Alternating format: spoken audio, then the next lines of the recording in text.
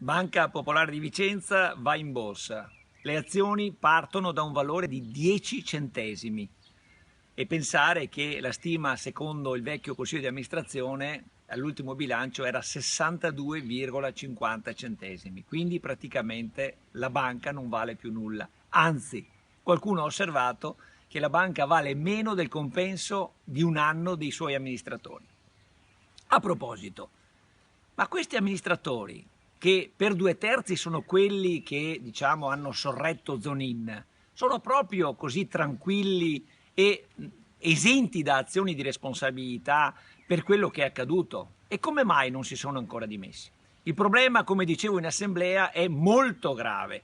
Il problema è che la banca di fatto non valeva nulla e questioni di dignità, di serietà e anche probabilmente di una visione più ampia imponevano di dire no all'assemblea. L'assemblea ha votato sì e sappiamo come è andata l'assemblea, ma l'azione di responsabilità non può essere abbandonata ed è a mio parere un'azione che deve rivolgersi non solo al vecchio consiglio di amministrazione, ma anche al nuovo consiglio di amministrazione o quella parte del nuovo consiglio di amministrazione che sostanzialmente non sta differenziando il proprio operato da quello precedente, anzi in qualche modo pare dia copertura a scelte poco lungimiranti, per usare un eufemismo, se non scellerate, per essere più coerenti con la realtà.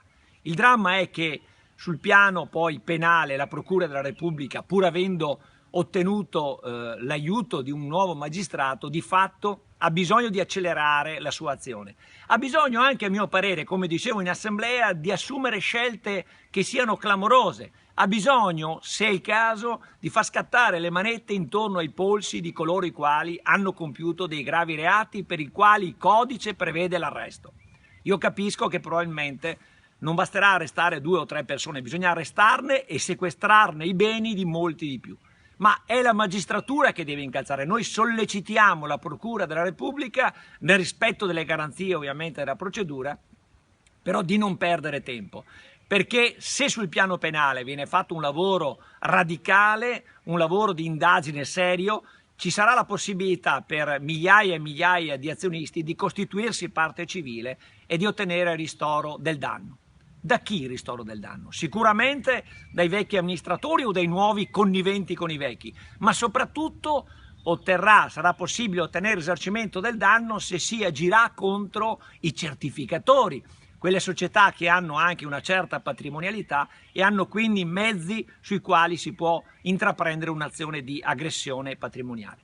Ma in prima fila è la Banca d'Italia. Paradossalmente quel soggetto che aveva ai sensi anche dell'articolo 47 della Costituzione italiana, unitamente al governo, l'obbligo, il dovere, la responsabilità di sorvegliare l'attività dell'Istituto di Credito Berico. E allora, se così stanno le cose, io mi auguro che si agisca a 360 gradi, senza guardare in faccia a nessuno. Ma per fare questo bisogna sostenere la Procura della Repubblica di Vicenza e bisogna che i danneggiati, gli azionisti, si muovano compatti, uniti.